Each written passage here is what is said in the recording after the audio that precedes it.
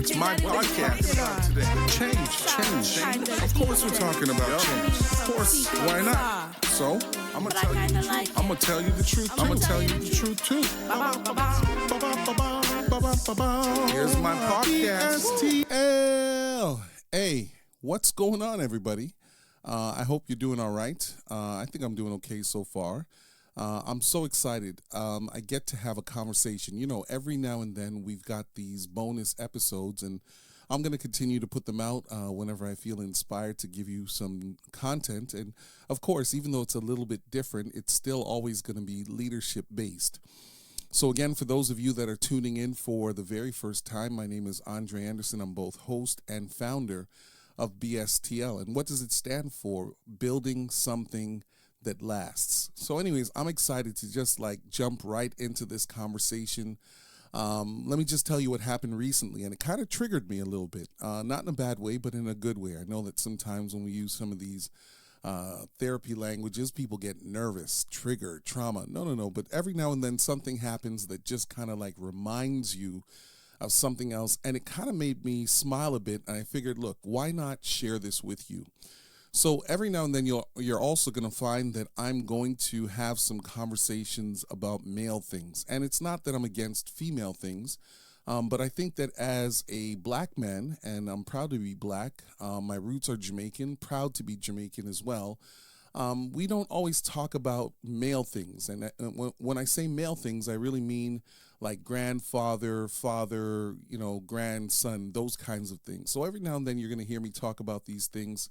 I don't think we do enough of it in our community, so I'm just going to do it anyways, right? So let me tell you what happens recently. My son's school, they are in the process of beginning this ice skating thing, and I think it's an incredible initiative, and it's not just that it's ice skating, it's learning how to play hockey. Now, growing up as a kid, I did not play hockey. I was not the best skater. In my neighborhood at that point, we used to play a lot of floor hockey, and big up to those that are born in the mid-'70s, so you know what I'm talking about. Like floor hockey was a thing, like nets and those orange balls that in the middle of the winter would have taken out a limb. Like that's the way that we grew up.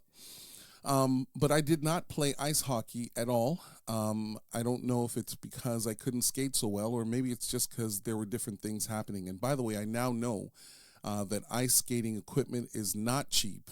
So if you're going to put your kids in hockey, you better start saving up from now. So anyways, here's what the trigger is. Because my son's school is going to be teaching the kids, or the children rather, how to play ice skating or how to play hockey, he asks me, hey, Dad, can you take me out to go and get some equipment? So what ends up happening is I go to this store in Oshawa in the Durham area because, of course, this podcasting thing is from Toronto, right? So the reality is I go out to a place called Oshawa. And the store is irrelevant, but I go to this place and they've got a lot of used stuff. And I was so grateful for their ministry because really hockey equipment brand new, that's a whole new different price point. So to make a long story short, I pay a couple of hundreds of dollars, and that's okay because I think we've got to put out some money for our kids to expose them to some things. But while I'm in the store, it kind of jogs my memory backwards, and let me tell you what it jogs my memory of. So my father, he's Jamaican, not Jamaican Canadian, not Jamaican by way of England, but Jamaican. And he comes to this country in the late 60s, early 70s, and this is where he and my mom, they build a life together, and it's incredible. And we are the benefactors of many great decisions that they have made for my sisters and myself. But when I'm about 5 or 6 years of age, my father is in the backyard, and he's building this thing, and I don't even know what it is. And by the way, I should have just told you that this bonus episode is called He Shoots, We Score, okay? He shoots and we score. So anyways, I'm 5 or 6 years of age, and he's in the backyard. It's the middle of winter, and he's banging away with tools and hammer and plastic and bracing of boards and all of those kinds of things. So because I'm young, I don't know what it is that he's actually doing until he finally tells me. He's actually building an ice skating rink. Now, let me just say this. We did not live in a super ginormous house. It was a modest house. But he just decided that during the winter, I'm going to take this small space and I'm going to build this 2-layer or level ice skating rink so that my kids, my sisters and myself, they can go outside and learn how to skate in the backyard. And you know what's interesting? I'd never seen anything like that before. And I'm certain that there are other people that do it in their neighborhoods, in their backyards. I'm sure those that grow up in a hockey culture, they are very familiar with doing that. But that was new to me as a young black Canadian kid by way of Jamaican parents. That was kind of weird for me to see. So what ends up happening is that after he's finished putting all the boards and the plastic around it, he begins to fill it with water, and this becomes like his project. And it takes him a few days, and it's very cold, so I know that it's probably got to be somewhere between January and February. He takes his time, and he finally finishes it off, and it's frozen, and he goes out and gets us some skates, and we learn how to ice skate in our backyard. Now, let me just say this, and I hope he doesn't listen to the podcast. It's not that it is the greatest ice skating rink ever, but it really is the thought that counts. And let me just tell you why it's so revolutionary in terms of what it is that he does.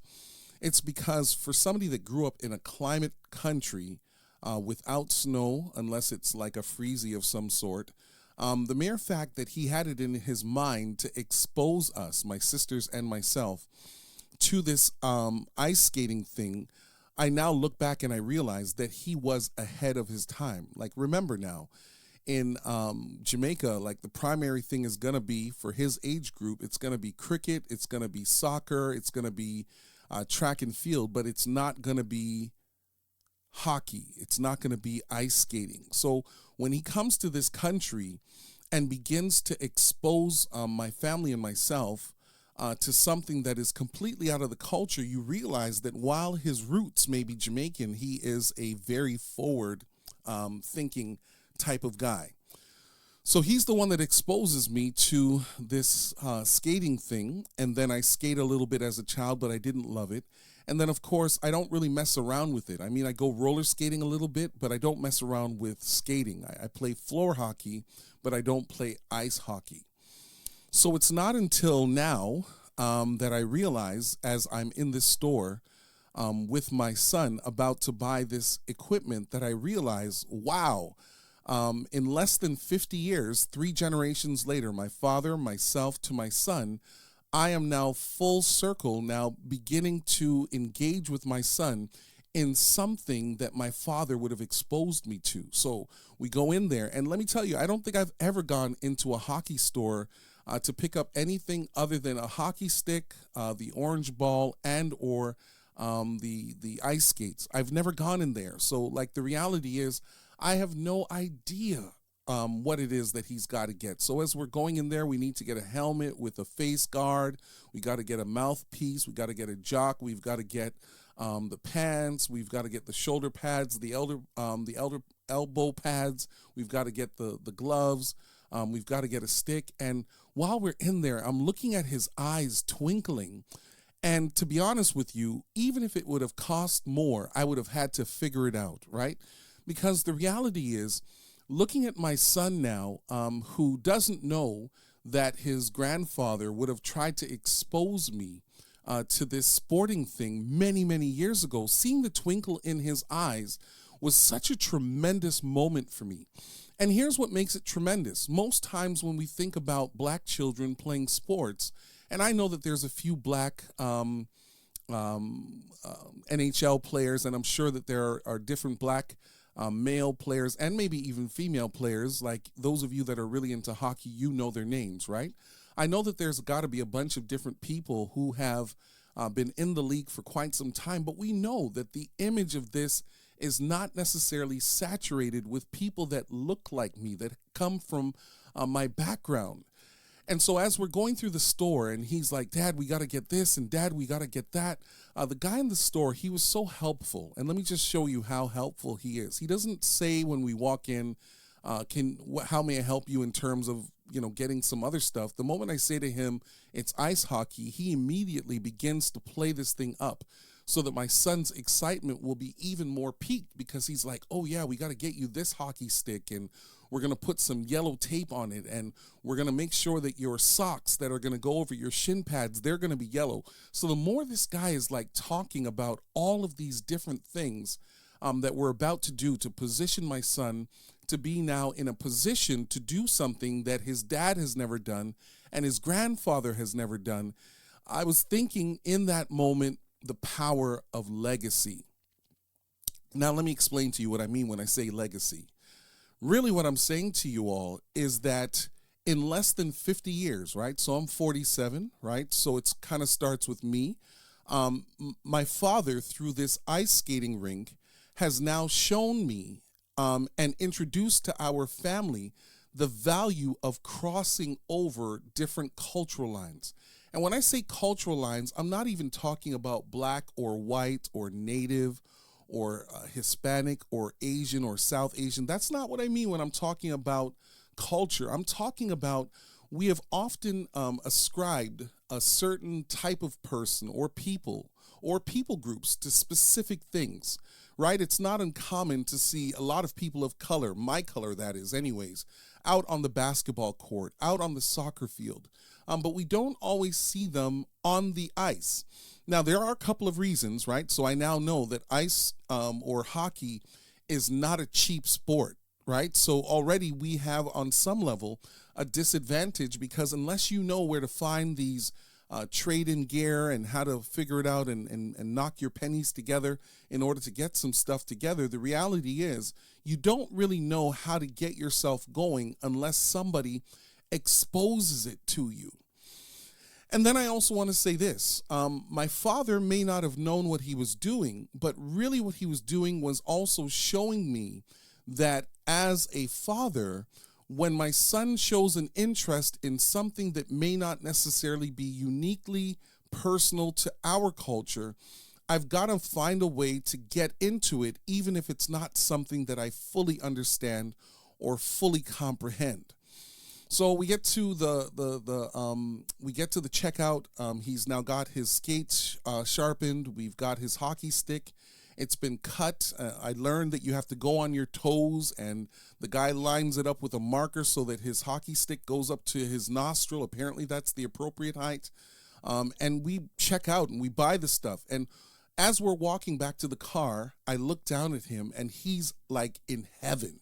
And when I say in heaven, like, I think he realizes that we're about to do something that is really substantial, and we did it together. So we packed the car up with the equipment, and he hasn't started it yet. But now as we are in the car, he now says to me, well, Dad, now that we've got this equipment, we've got to now make sure that I get on the ice before we get to the actual ice skating thing or the hockey training thing that he's going to go through with his school.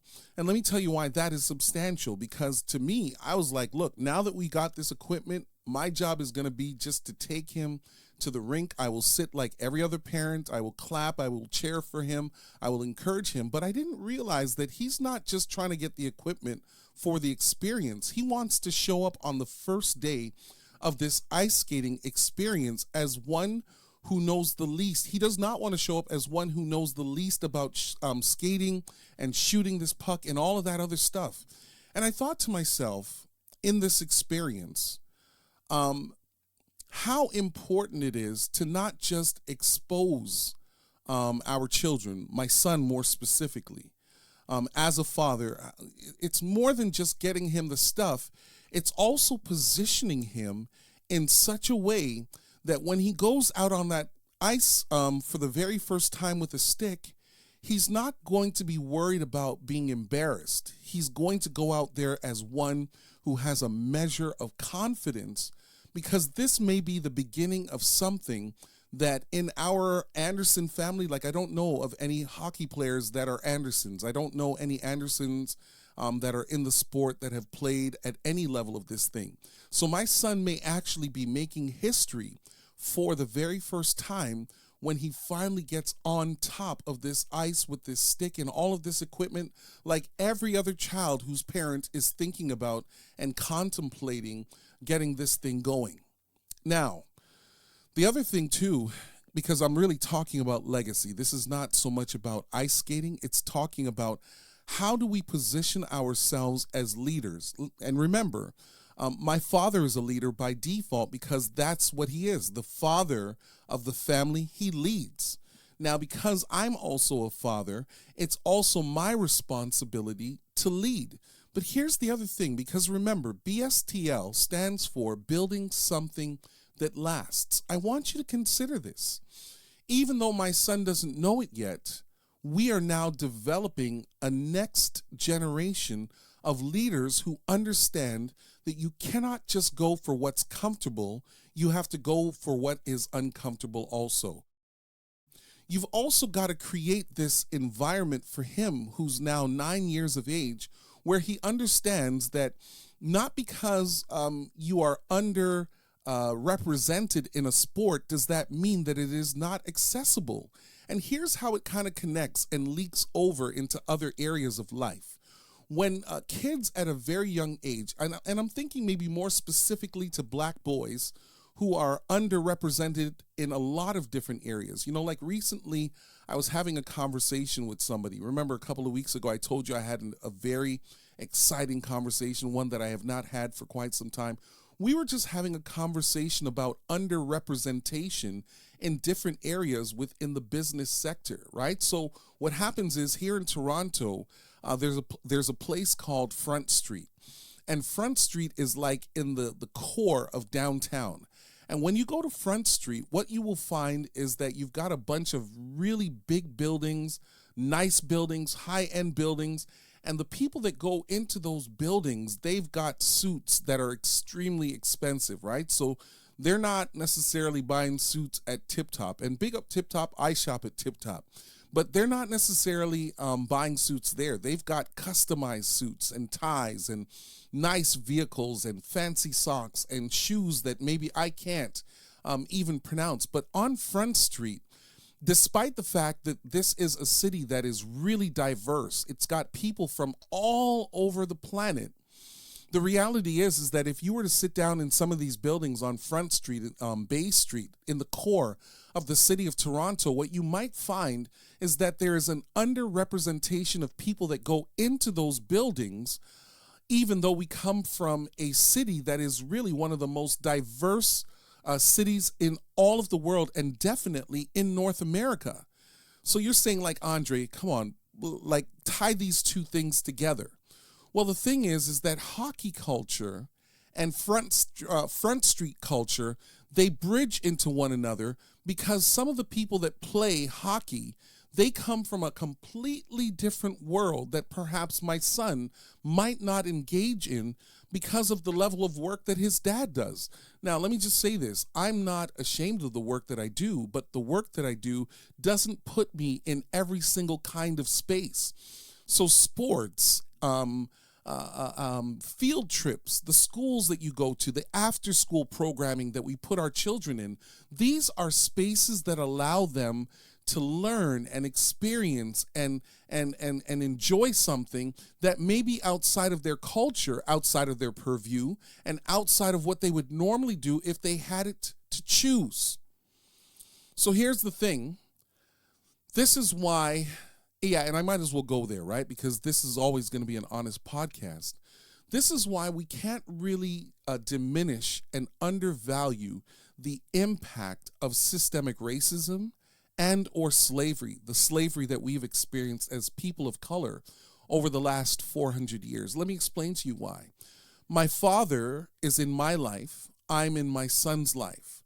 My grandfather was also in my life. So you're looking at 4 different generations on both sides of the family where there are 4 different generations of uninterrupted relationship building and knowledge exchange.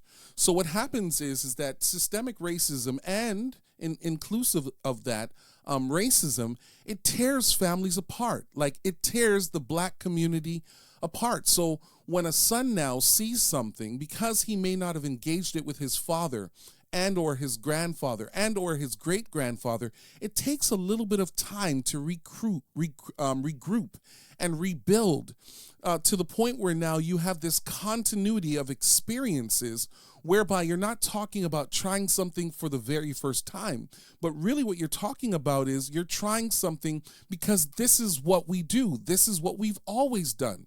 Let me give you another example. It's kind of like doctors and lawyers. Like, when you get into some of those families, it's like doctors begat doctors and lawyers begat lawyers and entrepreneurs begat entrepreneurs. And the reason why this happens is that there is probably far less trauma amongst some people groups than others. So when children grow up watching their parents doing things that are a little bit differently, not because they're above and beyond what most people can do, but just level of experiences. So when children grow up watching their parents come from different communities, and they take the train or they take the go bus, or they drive their fancy cars downtown to Front Street and Bay Street and Young Street, and they watch them going into buildings with other people that are more represented in those spaces, what you're actually doing is telling them that one day, at the appointed time, that can also be you. So like I said to you, the title of this bonus episode is He Shoots, meaning my father. We Score, meaning Andre Anderson and Eric Anderson.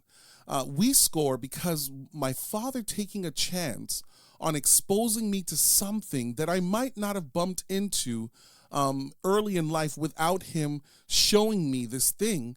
What really happens here is that I now understand, and this is what I'll be talking to my son about as we're traveling back and forth from hockey practice throughout this winter. I'm going to let him know, son, when you have your family, if that's what you choose to do, whether you have daughters or you have sons or whatever the makeup is of your family, don't just go for what's familiar to you. You've got to go for the stuff that you're not sure you'll succeed in. Son, you'll have to go after some of the things that people might look at you and say, why are you doing this? I want you to go after it, because the moment you do that, you're actually paving the way for another couple of generations to really experience what it means to build legacy. Legacy is not just financial exchange. It's not just the sharing of equity and estate and houses. No. It's more than that. Legacy building is when we show the next generation, right, through building something that lasts, that it is possible to come from a different people group and still enjoy the experiences that are more commonplace for others. So, hey, that's what I wanted to talk about on this bonus episode today. All I'm simply saying to you is my Jamaican father freezing some ice in the backyard wasn't just a small thing, it was a big thing. And that big thing has now trickled over into his grandson now mounting this ice and playing hockey. And because I don't know what the plan is that God has for his life, this intersection between cultures may be the beginning of a new direction for the Anderson men that may position us and poise us, not just to be on Front Street or Bay Street or Young Street, but any street where we are underrepresented. Hey, if you'd like to respond and reach out, feel free, bstlinc21@gmail.com.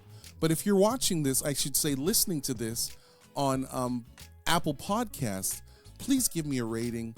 Please make sure you subscribe and leave some comments there so I know how you feel about this conversation. But I'm loving the way this thing is going down, and slowly but surely we're making our way around the world because we're building something that has to last. Take care until next time. This is Andre, both host and founder of this wonderful company. Take care for now.